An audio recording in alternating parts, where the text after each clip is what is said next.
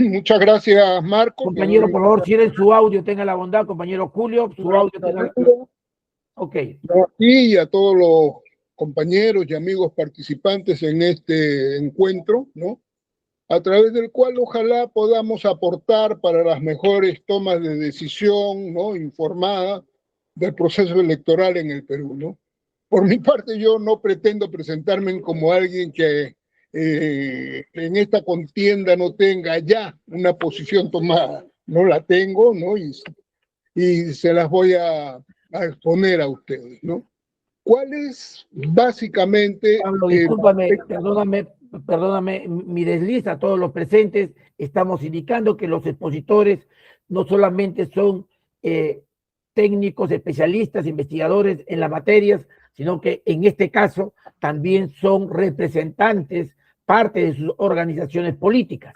El compañero Pablo Checa es responsable del programa del Partido Comunista Peruano, integrante del grupo de Ahora Nación, que también está apoyando a Juntos por el Perú al compañero Roberto Sánchez. Con esta aclaración, creo que es importante. Pablo, por favor. Bueno, prosigo, ¿no? No sin antes agradecer a Guerra García, ¿no? Por realmente haber planteado digamos, el entorno en el cual nos estamos moviendo, ¿no? No tener que repetir.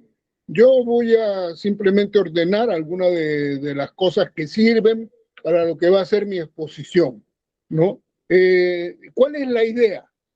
¿No? La idea es básicamente una reactivación económica, pero desde el lado de la demanda, ¿ya? Hasta ahora todos hablan y todos los planes que hacen los gobiernos durante este periodo es hablar de reactivación, pero por el lado de la oferta, ¿ya?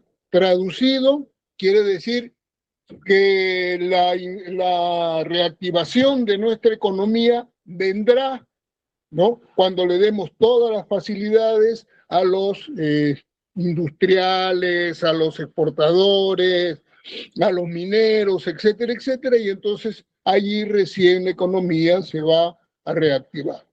Pero no quieren reconocer que por el lado de la demanda, o sea, de los consumidores, de los trabajadores, etcétera, también, ¿no? Es un factor para reactivar.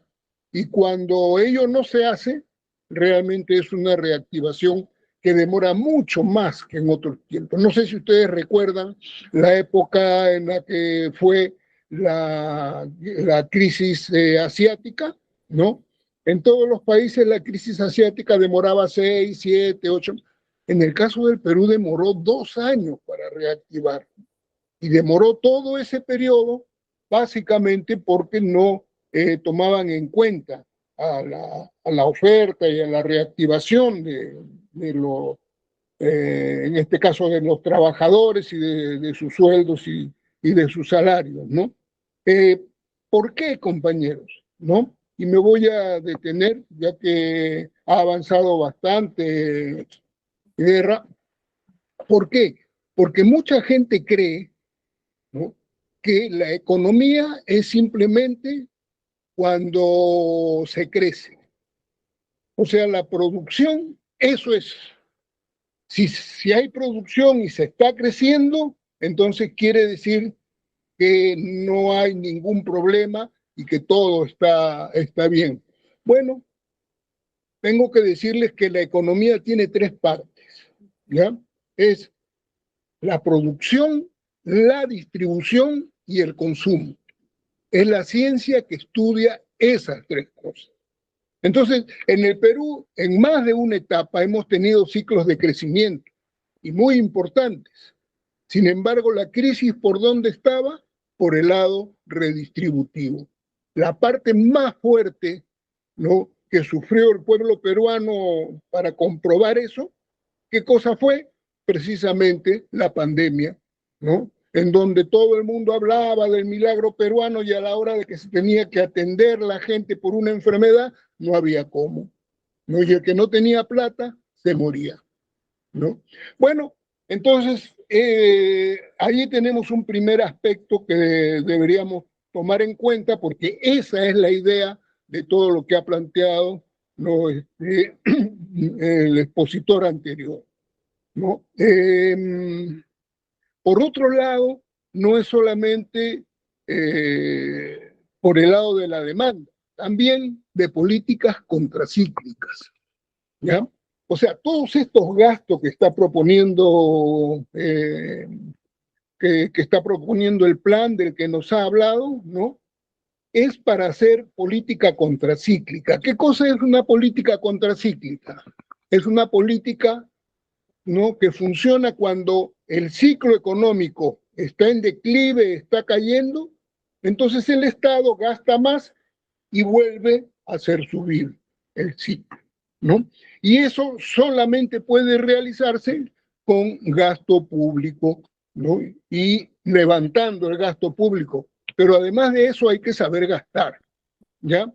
Y la tercera parte en donde creo que Guerra García se ha extendido más, ¿no?, en las preguntas, es que también se trata de una reactivación con su parte que tiene que ver con un medio ambiente sostenible, ¿no? Entonces, miren, ¿cómo les explico esto? Y es que la economía se recupera, ¿no? Y las cifras son bastante claras. Habíamos crecido 2,8, llegamos a crecer 3%, ¿no es cierto? Y sobre esa base se nos decía que podíamos reactivar.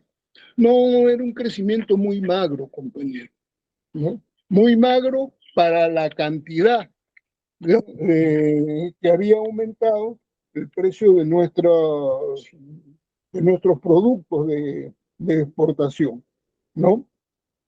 Y por otro lado también tenemos que ahora hay un problema en el cual la inflación, ¿no?, es un tema que probablemente vuelva a golpear. ¿Y por qué va a volver a golpear? Porque a nivel internacional hay precios que están subiendo. Son precios que no controlamos, ¿no? Y no sabemos cómo o no tenemos cómo poderlos realmente suplir, ¿no? Y eso, por ejemplo, en el caso del petróleo, ¿no?, nos va a golpear duramente. Y la inflación también va a entrar a tallar ahí. De manera tal que los sueldos tienen que tener una orientación clara de recuperación. ¿Para qué? No solamente para que tengamos más plata en el bolsillo, sino que también para recuperar nuestra capacidad de consumo, y recuperando esa capacidad de consumo se pueda, ¿no?, entrar a un ciclo de crecimiento económico. Crecimiento, digo, hasta ahora, ¿no? Aun cuando la inflación está todavía dentro de los rangos que plantea el BCR, reitero, esa inflación para este año ya se pronostica que pasará el 4 y probablemente llegue al 5%, ¿no? Miren, la recuperación del empleo de la que tanto se habla está teñido de informalidad. Eso lo saben todos ustedes, ¿no? Y es importante tomarlo en cuenta, ¿no? Ahora bien, toda la recuperación del empleo, decía, estaba en los planes que se señalan, ¿no? Incluso la misma PEA, la población económicamente activa, ha disminuido con relación a lo que teníamos en el 2019. Es decir, hay menos gente que está buscando empleo, ¿no?, que antes, en la época prepandemia, ¿no? El otro rubro a tomar en cuenta es la economía familiar, ¿no? Y la economía familiar agraria. Bueno, en eso ha hablado también Guerra García, ¿no? Pero hay sí un factor nuevo, que buena parte de los pobres extremos se encuentran en la ciudad, ¿no? Y esto ustedes lo pueden ver con toda claridad, ¿no?, paseando simplemente por las calles de Lima, ¿no? Y se ve con toda claridad que hay que hay este problema, ¿no? El otro tema que no quisiera pasar por alto ahora, ¿no? Es el tema de que se nos disfraza la situación, ¿no?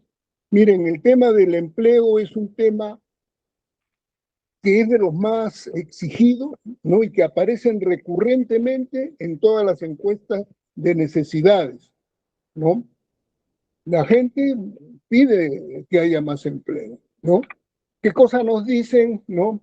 Con una sonrisita media cínica nos dicen, no, no se preocupen, los peruanos somos tremendamente emprendedores y como somos tremendamente emprendedores, entonces nos creamos nuestro propio empleo y más bien el gran problema ahora no es el del empleo, es el tema de la inseguridad, ¿no?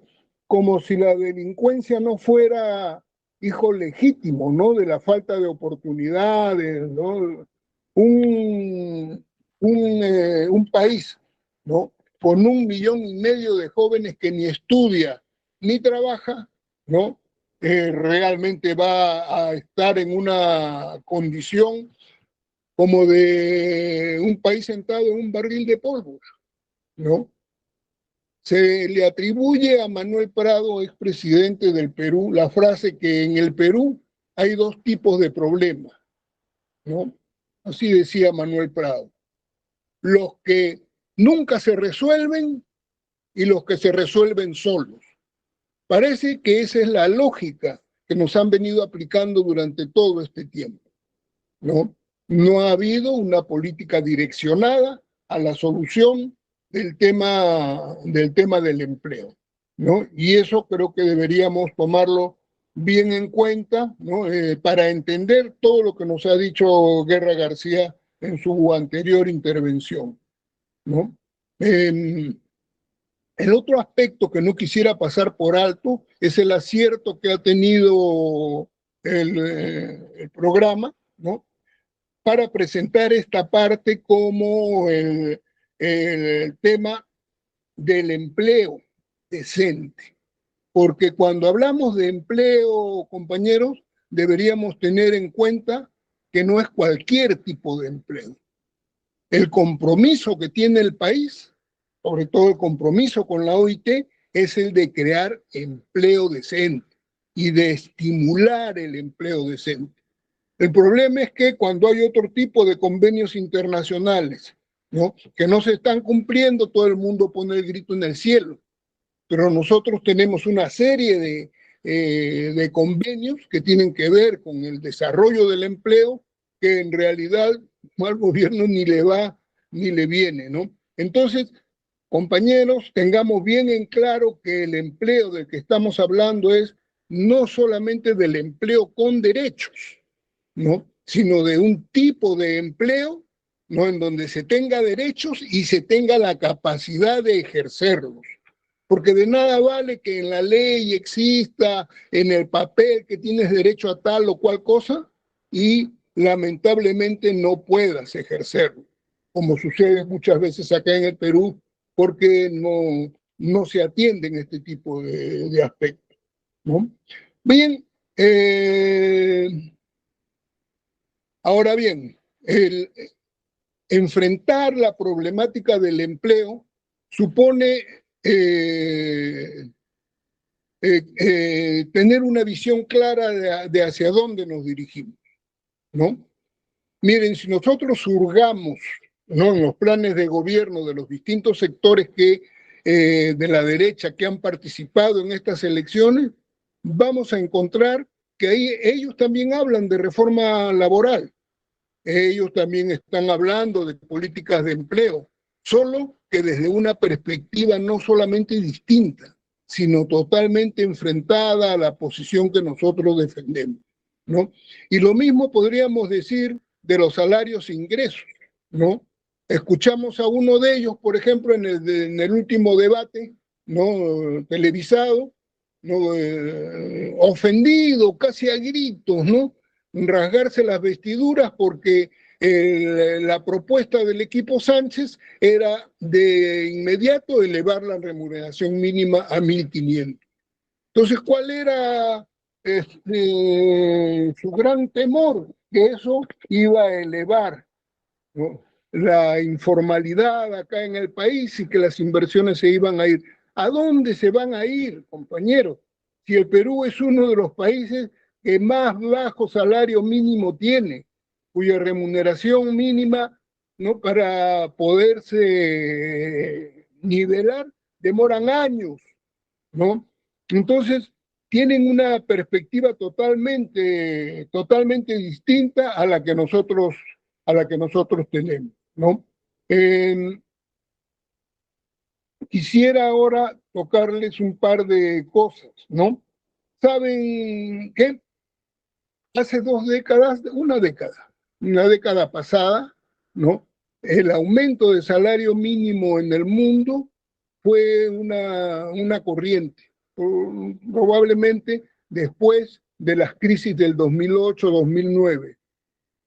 ¿No? Gente como Angela Merkel, por ejemplo, ustedes saben, es una conservadora alemana, o como el mismo Obama, ¿no?, todos ellos hicieron subir el salario mínimo en sus países. Mientras que aquí nos escandalizábamos cada vez que se pedía eso, ¿no? Ustedes dirán, no, es que esos son países que tienen economías que no podemos medir con las nuestras. Bueno, veamos entonces qué ha pasado en esta década en economías que nos son más cercanas, como la colombiana o como la mexicana, por ejemplo, incluso la de nuestro vecino Chile, ¿no? El salario mínimo ha aumentado y no ha aparecido ninguno de los problemas que vaticinan acá en el Perú para el hecho de un aumento de esa magnitud. Entonces hay que seguir peleando por este tema y hay que pelear todavía más por dar una alternativa al tema de la informalidad, ¿no? La informalidad acá en el Perú, efectivamente, según el INEI, es el 70%. Hay otros técnicos, ¿no?, que han medido el tema, por ejemplo, Fernando Cuadros Luque, ¿no?, y lo ha comparado, ¿no?, ha cruzado información con los mismos datos de la encuesta del Ministerio de Trabajo, con la SUNAT, con otros más, y para él, más o menos, según sus cálculos, la informalidad laboral en el Perú es aproximadamente el 60%, casi 10 puntos menos. Claro, es bastante considerable tener eso, ¿no? Pero ¿quién tiene interés en que no haya, ¿no es cierto?, o en que se infle el salario mínimo? Miren, uno de los llamados parámetros, ¿no?, para comenzar a discutir el salario mínimo, ¿no?, es precisamente que el nivel de informalidad no sea tan alto, ¿no? Entonces, cuando a ti te dicen, no, el nivel de informalidad es 70%, te están diciendo es muy alto, y como es muy alto, entonces no puedes discutir un aumento del salario mínimo, ¿no?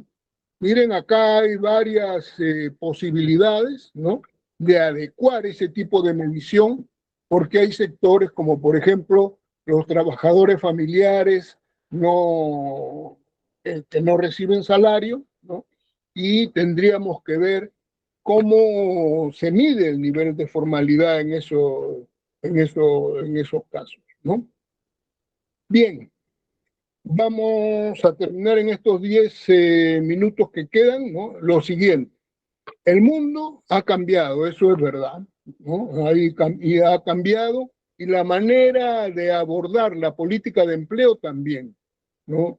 Solo que el tema en nuestro país es tan grave, ¿no?, con pobreza que llegan al 26, 27%, anemia en un promedio de más de 40% de promedio nacional, sueldos y salarios con los cuales no pueden llegar hasta fin de semana muchos trabajadores, ¿no? Y familias incluso que comen solamente una vez al día, ¿no? Que debemos comenzar con una política de emergencia, ¿no?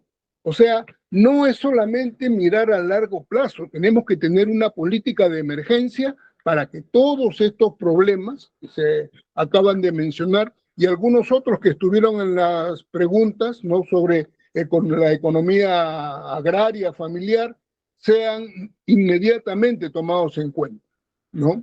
Entonces, miren, ¿qué cosa es una política de emergencia, ¿no? Política de emergencia, por ejemplo, en la que se priorice a sectores de la población, ¿no?, con planes como fue Foncodes, por ejemplo, en los años 90, o los que tenía el Ministerio de Trabajo hasta no hace mucho, que finalmente se quedaron sin financiamiento, ¿no? O sea, que permita pequeñas obras en convenios con los municipios en donde puedan, ¿no?, trabajar distintos sectores, como los jóvenes, ¿no?, que, como se ha dicho acá, pueden estar sustentados con capitales semillas, ¿no?, y padres de familia que son jefes de familia, madres de familia, que puedan entrar a una política inmediata, ¿no? En el corto plazo también se señalan sistemas de capacitación que actualicen para trabajos inmediatos a personal en máquinas nuevas, ¿no? Eso se llama capacitación. Mucha gente cree que para que se pueda tener, ¿no?, posibilidades de enfrentar nuevas maquinarias, o que el empleo nuestro se eleve, se debe comenzar desde la primaria hasta que salgan de la universidad. No, hay temas que tienen que ver con la capacitación inmediata, y esa capacitación te pone al día de cómo trabajar en máquinas nuevas, ¿no? Y claro, ya son los planes de largo plazo los que te preparan, ¿no?, con una educación técnica y tecnológica, que en nuestro caso debe ser de la mayor calidad, ¿no?, lo que supone que nuestro sistema educativo deba cambiar. Probablemente no hallemos diferencia cuando desde distintas tiendas nos refiramos a políticas de emergencia. Sin embargo, para las políticas de mediano y largo plazo, tenemos ejemplos de estrategias muy distintas, tanto en los modelos de desarrollo de capitalismo tardío, como en modelos que vemos en países como China o Vietnam, ¿no? Es decir, ya no se trata solo de la política de población. Antes se hablaba mucho en políticas de largo plazo de políticas de población. Hoy día, bueno, en principio ese no es nuestro caso. Nosotros tenemos suficientes recursos, más bien tenemos mano desocupada, ¿no? Y por otro lado, porque hay una gran tendencia ahora que se llama neomalthusianos, ¿no?, que consideran que nuestro planeta tiene demasiados habitantes y que de 7 millones deberían reducirse a 2.000 millones, ¿no? Entonces, en realidad ese no es el caso, ni es el caso nuestro, ¿no? Entonces, hay que tratar de desarrollar desde la educación con calidad y elementos que ya se tocaron también ahora, que deben comenzar a tocar la industrialización, ¿no? En el caso de los ingresos, el ingreso se relaciona con el empleo, ¿no? Y la remuneración mínima, como hemos hablado ahora, ¿no? Y entonces, ¿qué tipo de aspectos, por ejemplo, podríamos tocar para el largo plazo, ¿no?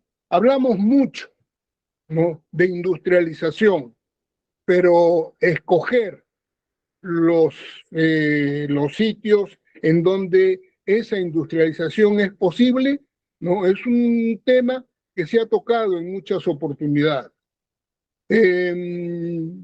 Probablemente lo más inmediato que se pueda practicar es el tema de la diversificación productiva, ¿no?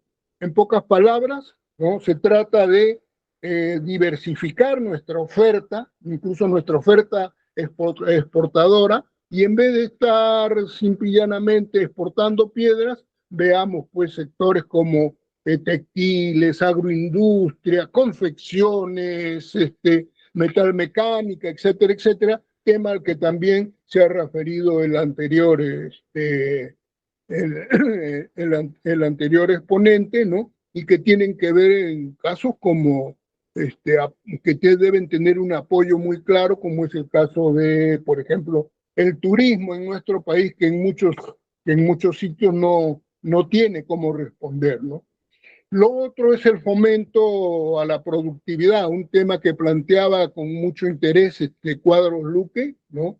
Requiere diseñar y aplicar un conjunto de mecanismos articulados, pero básicamente es la palanca para que las MIPES y pymes, donde está concentrado el mayor número de informalidad, puedan dar el gran salto y no sean empresas que en muchos casos no pueden superarlo y quedan en 2 años o 3, ¿no?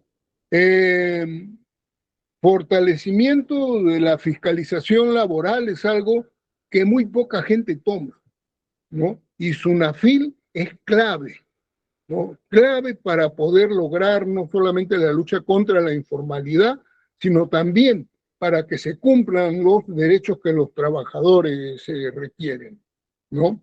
Ahora bien, hay también el tema de la reforma laboral, ¿no? Que es el tema que tiene que ver incluso, ¿no? Con el sector del Estado, que no estamos tocando mucho, ¿no?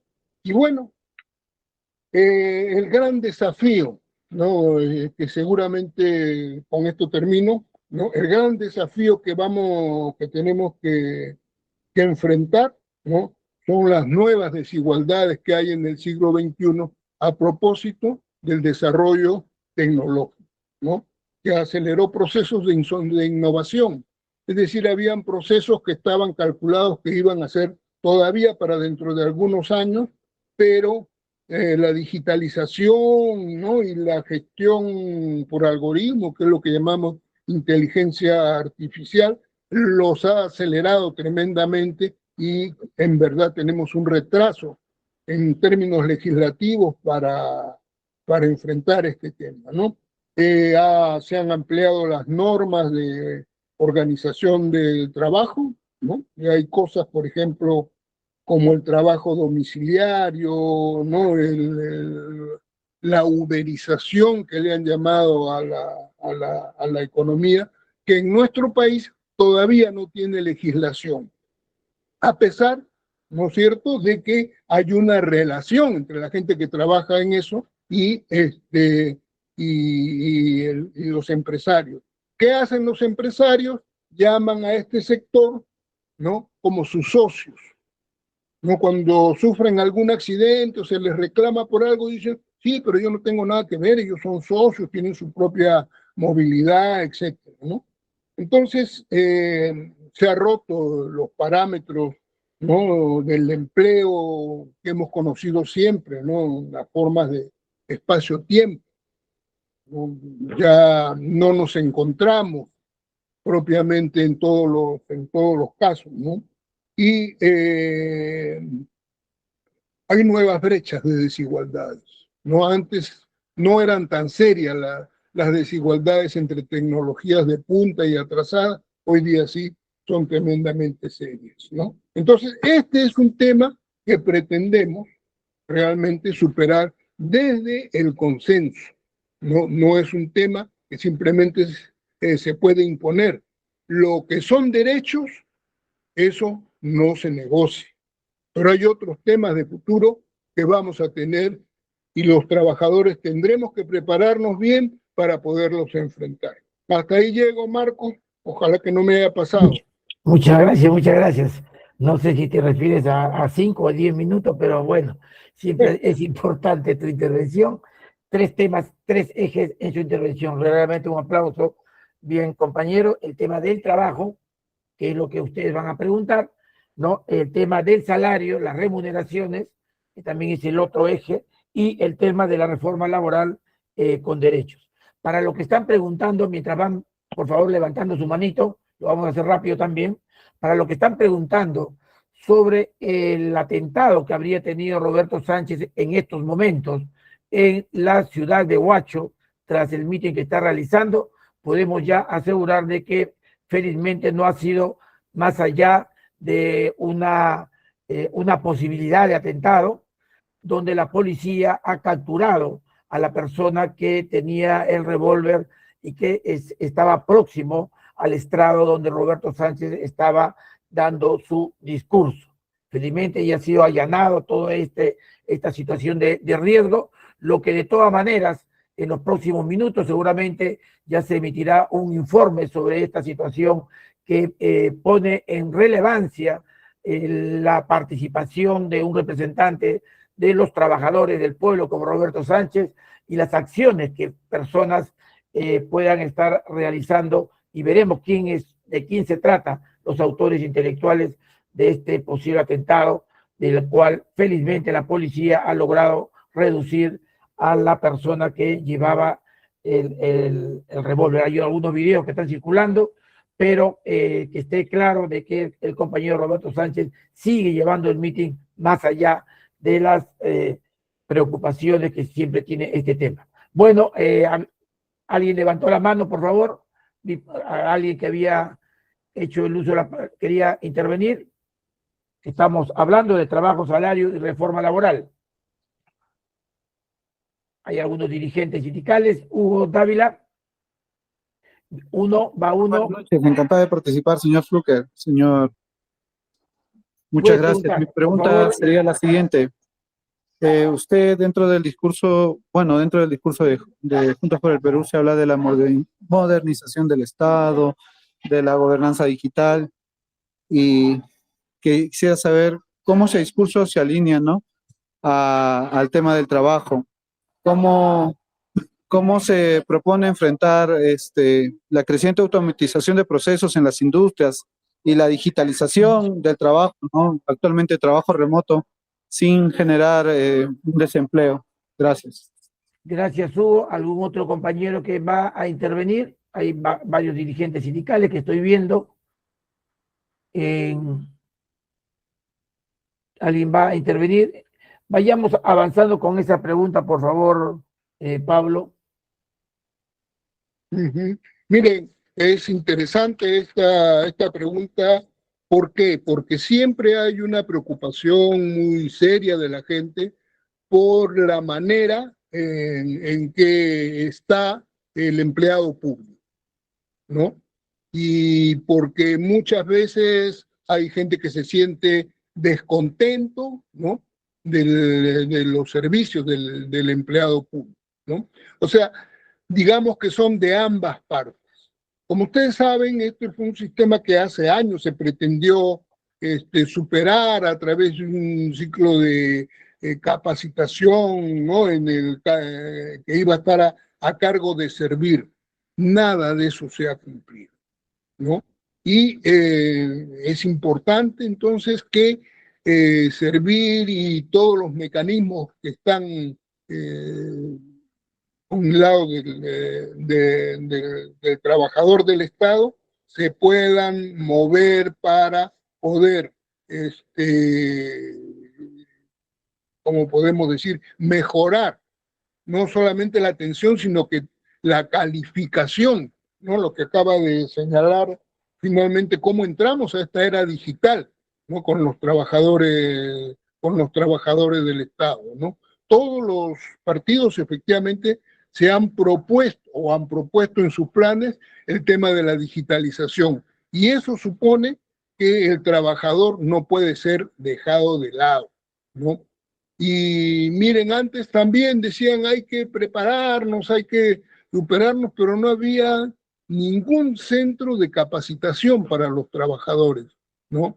Y eso es realmente injusto, porque tú no le puedes pedir a un trabajador, menos un trabajador público, con las limitaciones que tiene de recursos, de que sea él mismo, ¿no?, el que se prepare para enfrentar un tema de esta naturaleza.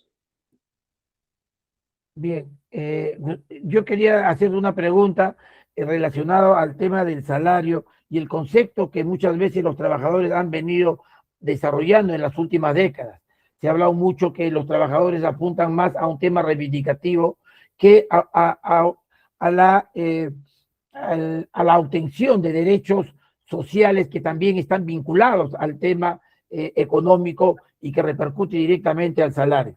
Por ejemplo, ¿no? Los trabajadores del Estado durante 6 meses, hasta ahorita siguen peleando su remuneración, al final terminan con un incremento a veces de 50 o de 100 soles en 2 partes durante el año, ¿no?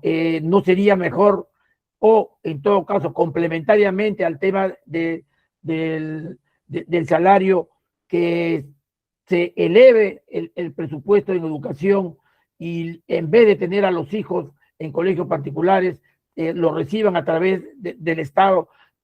Asimismo, en salud, ¿no deberían también los trabajadores y este gobierno señalar qué cosa es beneficiario de manera directa con el trabajador, pero también de manera indirecta con el Estado? Si el Estado brinda esos servicios, obviamente el beneficio sería mayor. Eso lo planteó claramente Luis Villanueva en su libro Un nuevo sindicato para el cambio, donde justamente hablaba de lo que hoy día estamos señalando, el tema de la capacitación. Los maestros tienen que ir a las universidades particulares Bamba para poder obtener una licenciatura, una maestría y poder ascender, ¿no? Cuando el Estado antes, en los cursos de verano, en la cantuta, capacitaba al magisterio. Y así sucesivamente hay una serie de aspectos y de derechos que también los trabajadores deberían de mirar, y un gobierno de Roberto Sánchez también. Bueno, mira, mira Marco, aquí también hay un tema que podríamos llamarlo de correlación de fuerza. Los trabajadores salen, la luchan, la pelean, todo, pero cuando la otra parte se cierra, evidentemente no están, ¿no? En condiciones de resistir mucho tiempo, ¿no? Esta es una cuestión que evidentemente tiene que cambiar, ¿no? Pero, y sobre esto también habló Guerra, ¿no? Mucha gente cree que el Estado está nadando en plata hasta ahora, ¿no? Y que tiene mucho dinero.